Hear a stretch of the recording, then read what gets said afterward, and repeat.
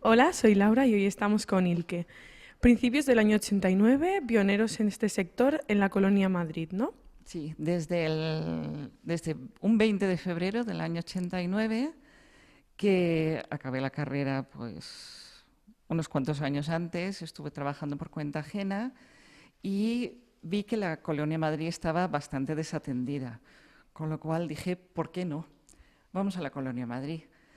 Y reconozco que ha sido un acierto total porque en todos estos años, que van prácticamente 30, pues el barrio ha sido un factor determinante, buenísimo, que yo no me esperaba tan buena acogida. Pensaba que era más, al haber mucho paso de extranjeros, pues más turístico.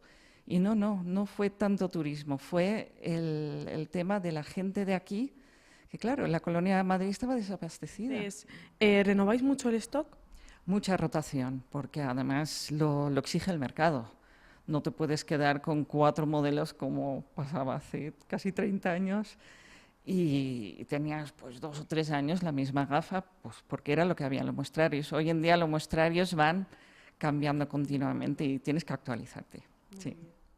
Tenéis un servicio exclusivo que pocas ópticas realizan, ¿no?